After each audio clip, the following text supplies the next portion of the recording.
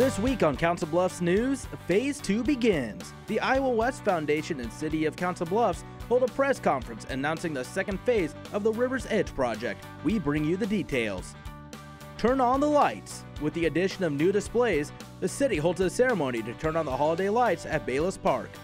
Breakfast with the mayor.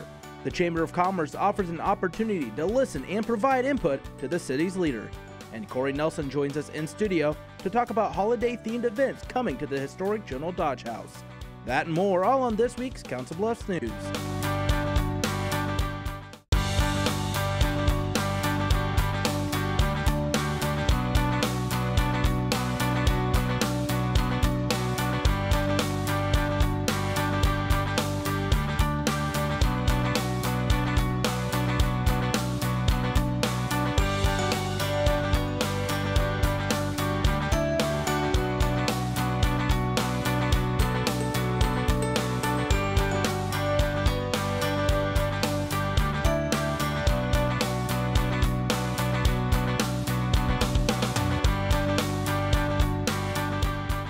Hello and welcome to this week's Council Bluffs News. I'm Zach Harper-Blunt.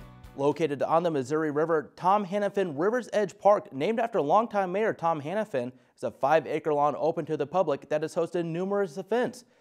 But that is only part of a 3-phase project by the city. This past week, a press conference is held to announce the next phase of the project that acts as a gateway for those entering the city. It's a day reserved for a big announcement, and on Friday, November 20th, the next phase of the River's Edge Park project is announced. This was originally designed as part of the overall view of what the riverfront could be. We've been working on this ever since we kind of finished with phase 1. The riverfront project began with Tom Hannafin River's Edge Park. Finished in 2012, the park boasts a 5-acre lawn and has hosted events like semi-pro football games, movies, and most notably, Lust Fest. The next phase of the project is looking to build on what's already been a successful development. The second phase of this is a more intimate space that's going to be right off of the, as you come off of the pedestrian bridge, there'll be a small park. And that park is going to be designed to be a place where kids and families can come. One of the main features of Phase 2, River's Edge Pavilion, a 2-story community space that can be used for numerous events. It's set up for birthday parties, for meetings, dances, wedding receptions, weddings. It has private bathrooms, it has a catering kitchen, it has storage, and it's, if people see the pictures, primarily it's glass, so it takes advantages of all the views out of Hannafin and towards the River's Edge Park. Some of the other amenities will include water play features with a water wall, a tilted lawn, and a fog system, the first of its kind in the Midwest. It can be colored at night. People can come off the trail and cool down in the fog, or kids will just run and play with it. One of the biggest contributors to help continue this multi-phase project, the Iowa West Foundation. We really see the riverfront as an undeveloped asset that Council Bluffs has. And many communities have really taken to figuring out how to animate their riverfronts and how to think about their riverfronts as an economic development opportunity. And so this is going to be a unique live-work space like none other in the region. In collaboration with the City of Omaha, this is another project the Council Bluffs community can be proud of. Mayor Gene Stother and I have signed a memorandum of understanding to implement a study that was done by the Urban Land Institute and specifically asked, how do we reactivate our riverfront? And so they've given us their suggestions. We've concurred with the suggestions. The two mayors have signed a joint agreement, and we're certainly holding up our part with Hannafin Park, with the new 3-acre Riverside Interactive Park, with the mixed-use development in Playland Park. And so it's a really exciting time for Council Bluffs. The overall goal of the project is simple: boast one of the best public parks in the metro area. Be the jewel park in the entire metropolitan area. It already probably is, but these additional features will really put it into upper echelon where it has no competition in the metro area. It will be an exciting park that will be well received by people throughout the metropolitan area. Pending City Council approval, Phase 2 will begin in the spring of 2016 and has a planned completion in the summer months of 2017. Heads up for those traveling for the holidays, the Iowa DOT will be shifting traffic to the newly constructed northbound lanes of I-29. This will take place on Tuesday, November 24th.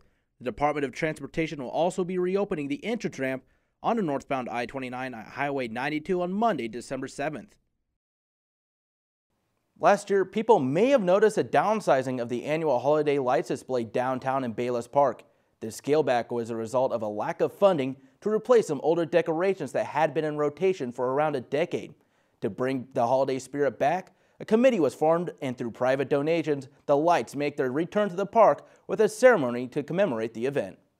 It wasn't the type of display people around here are used to. They just didn't have maybe a couple of tree stumps wrapped in lights, I think. The holiday season last year saw a noticeable downsizing of the annual lights display in Bayless Park. But this year, 3, 2, 1, holiday cheer returns to downtown.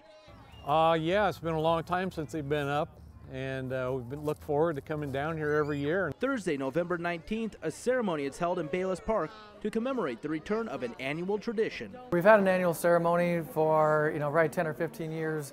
The last 2 years we haven't done it because the lights haven't been all that great without the wow factor. And so this year we have the wow factor back, and we're excited to have our event again. The wow factor was a result of a lack of funding to replace decorations that had been used since the inception of the display in 2002. City officials were able to revitalize the tradition thanks in large part to private donations, and Holodynamics delivered the best display yet. We wanted to come up with like a winter wonderland theme, and so we chose to go with the pure white blue, and then we just coordinated everything from that point on, from the winter bark trees that you see throughout the park here, with the beautiful velvet blue bows with the silver trim on all the light poles, and then the blue and white snowflakes. Mayor Walsh and Santa arrived at the park with the help of the CB Fire Department, sang Christmas carols, then unveiled the impressive exhibit. Oh, it was beautiful. It was really, really nice. And the changing of the lights, instead of just having one straight lights going down, is pretty amazing. It was really great to see the lights back up and in action. It's not just a few stumps. This year's display features snowflakes, tree decorated from top to bottom, and a beautiful light cluster draping from the focal point of the park. Fountain's really neat, how it's all animated and whatnot. It surely is the return of holiday cheer in downtown Council Bluffs. I talked to a lot of people who, remember as a kid, growing up and seeing it, and they were really excited to have the lights back. So it's good to have the community happy again and happy with the city for doing that for everybody. Officials estimate roughly 400 people were in attendance for the ceremony. The event was also the kickoff to Winterfest activities taking place over the coming months in Council Bluffs. To see a list of those activities, you can go to councilbluffs-ia.gov/special events. In news around the Bluffs, we stay with another event kicking off the holiday season.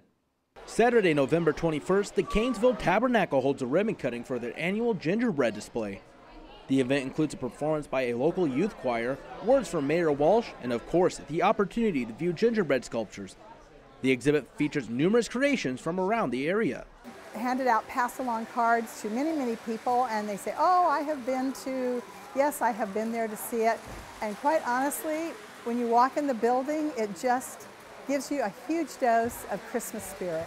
The display also features an impressive village made by the Iowa Western Culinary Arts Program. Viewers can take a look at all the displays daily from 10 a.m. to 8 p.m. through December 31st. A ribbon cutting takes place to welcome a new business in the Council Bluffs. Wednesday, November 18th, Firespring holds the event at its location on the 200 block. The company was previously known as Copycat Printing, but was rebranded by Firespring once that company decided to add an office in Council Bluffs. The types of products and services that we now offer have expanded so much that we felt it was limiting a little bit of our scope of the type of work that we're able to provide to the clients now. Firespring has locations in Omaha and Lincoln, and offers assistance for businesses and individuals like creative services, print, and IT needs.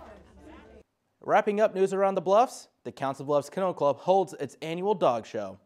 The two-day event takes place at the Mid-America Center November 21st and 22nd.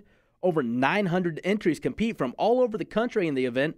Dogs perform various tasks for judges to earn points. And it's just to be a top dog then that's why they keep going to shows, to get right up there. Some of the dogs at the show will move on to perform at the world-renowned Westminster Kennel Club competition. The Council Bluffs Kennel Club was established in 1962, and since moving this event to the Mid-America Center, it has grown by roughly 200 competitors each year. Coming up on Council Bluffs News, Breakfast with the Mayor. The Council Bluffs Chamber of Commerce hosts a breakfast featuring Mayor Matt Walsh giving an update on the city. Speaking of update, we sit down with Community Development Director Don Gross to get the latest on projects taking place throughout Council Bluffs. And Corey Nelson joins us to discuss holiday events coming to the General Dodge House in our in-studio interview. We'll be right back. Still available, and that's our second year for that, doing that event. Really popular last year. They do. The Mid-America Center is the Heartland's premier entertainment and convention center. September 27th, Papa Roach and headliner Five Finger Death Punch rock Council Bluffs. Then rock opera takes the stage with the return of TSO November 18th. Over at the Convention Center, over 200 exhibitors are on hand at the Callahan Craft Show. And October 18th, vendors aspire to inspire at the Wedding Essentials Idea Show. Remember, the MAC offers free parking for all events. Tickets, information, and more at midamericacenter.com. Hey everybody! Heart disease affects 1 in every 3 women in America, but you can fight back. There's no time to lose. Mothers, sisters, daughters, families, and friends, it's time to shout louder, stand stronger, and demand change. Let's go! To the Batmobile! Dang it! To the invisible jet! Dang it! Together, we can put an end to heart disease. It's time to go red for women. I could use your help. Yeah! Learn more from the American Heart Association at www.goredforwomen.org. You make me wear my bike helmet. You taught me never to run with scissors. And to follow the swimming rules. You tell me to stay away from drugs. To always buckle my seatbelt. So why do you keep a loaded gun in your drawer? How safe is that?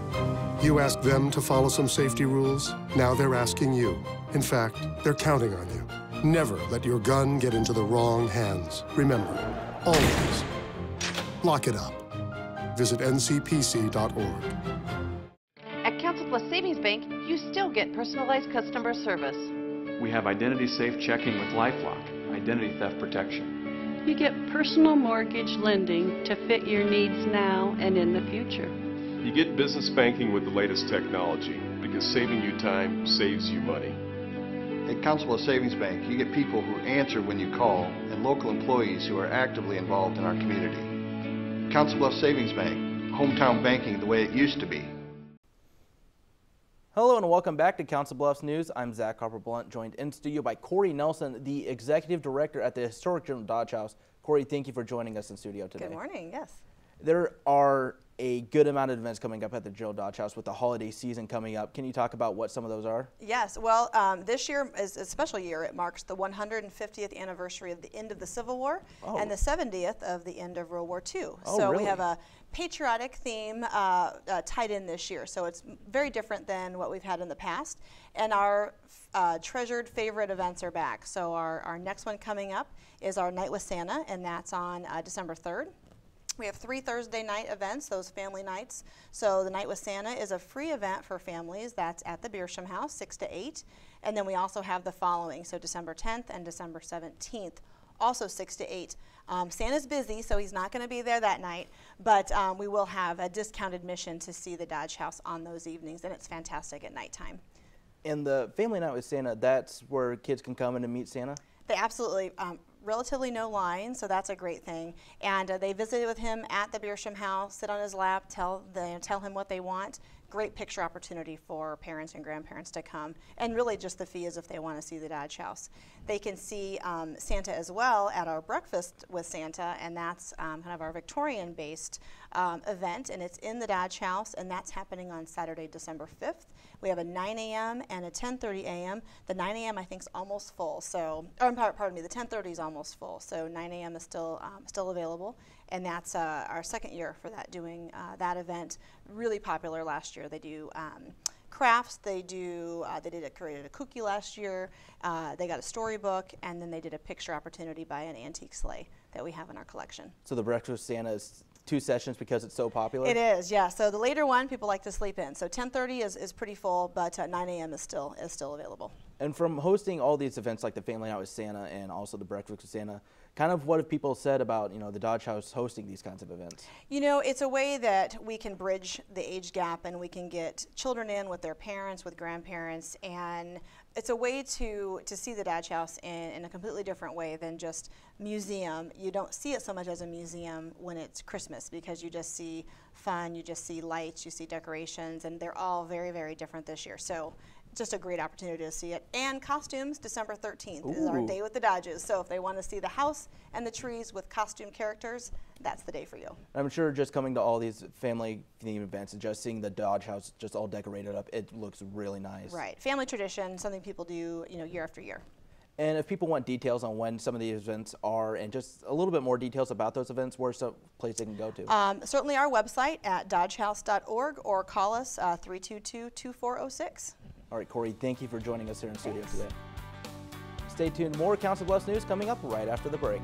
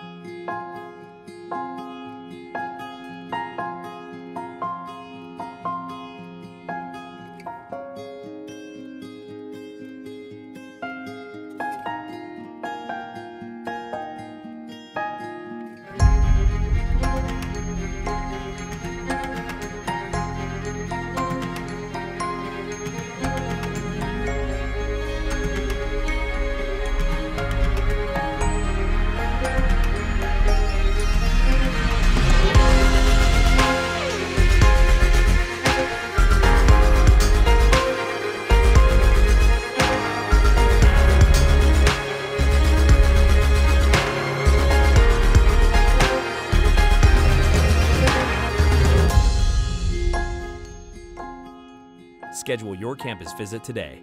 Iowa Western. The world is waiting.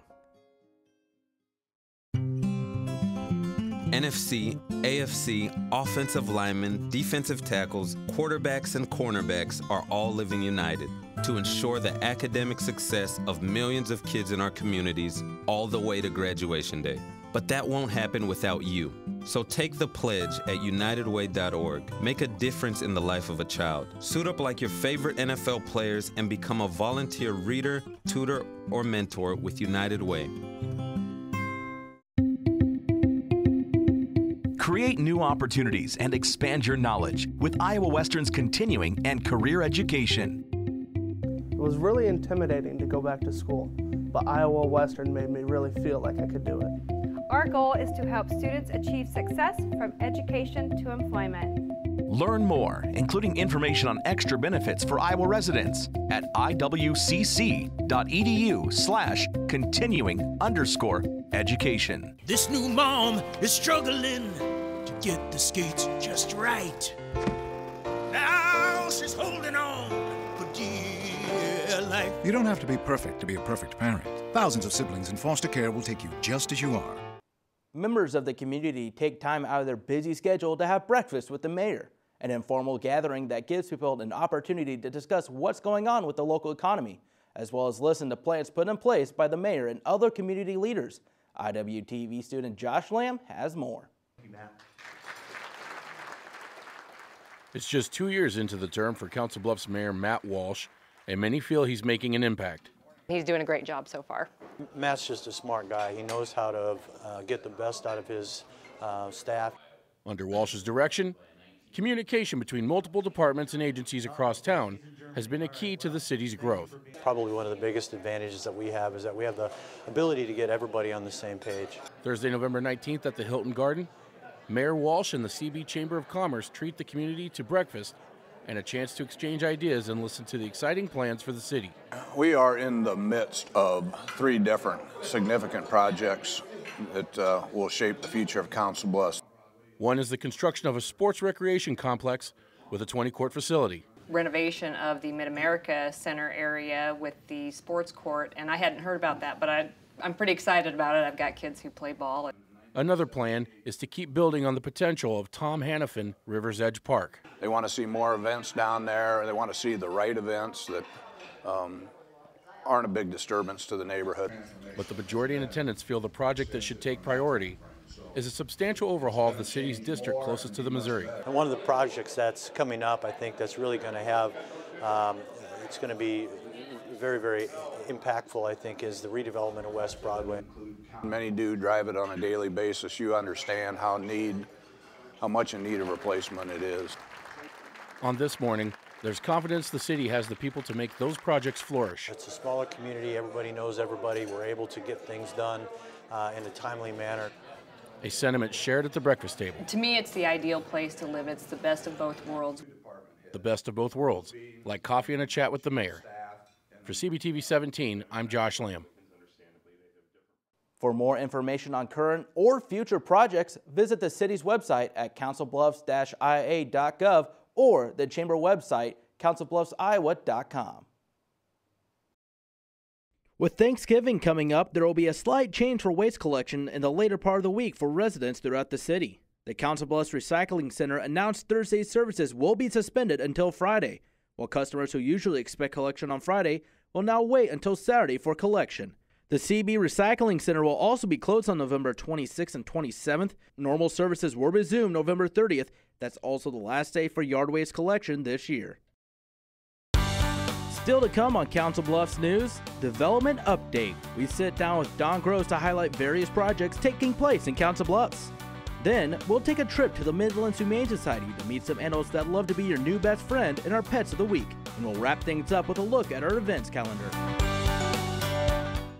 This new dad is picturing a tree house in the sky, but he's ignoring the instructions. Good luck, big guy. His kids know that he's building without a clue. Never been so good with nails and glue. Now we're trapped inside a box. I hope mom knows what to do. Mom! See, you don't have to be perfect to be the perfect parent. Thousands of siblings in foster care will take you just as you are. Here's your check.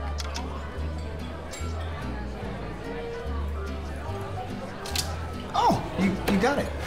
You know, since I got rid of my car, I really enjoy walking. Okay. God, no. Getting pulled over for buzz driving could cost you around $10,000 in fines, legal fees, and increased insurance rates. Oh, you're home early. You live with your mom? That'll set your game back a few years. Buzzed, busted, and broke. Because buzz driving is drunk driving. How can I help my daughter with her reading? Searching for help with Dachshund Reading. No. Let me try. Sarah's bright, but when she's reading, she has trouble sounding out words. Playing world music. What? I give up. Wait, I was trying to show you how Sarah feels every day. Frustrating, isn't it? Redirecting to understood.org. Join parents and experts at understood.org, a free online resource about learning and attention issues to help your child thrive.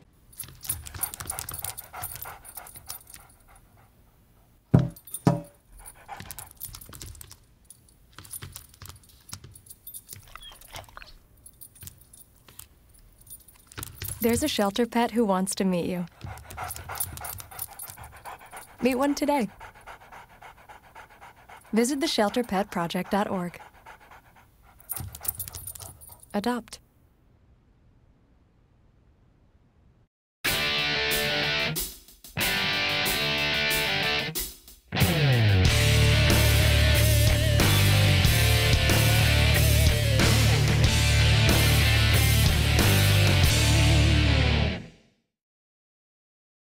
And their parking lot.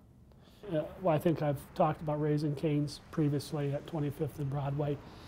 That project seems to be proceeding. We've rezoned it. I think they've decided to purchase more property. They have to relocate some electrical lines, some sewer lines, and maybe even the alley. So now they've requested us to vacate the alley. We've also had some conversations with real estate brokers about developing other things on that block. Nothing significant yet, but I do think there's quite a bit of interest in that 25th and area, primarily because of Hy-Vee.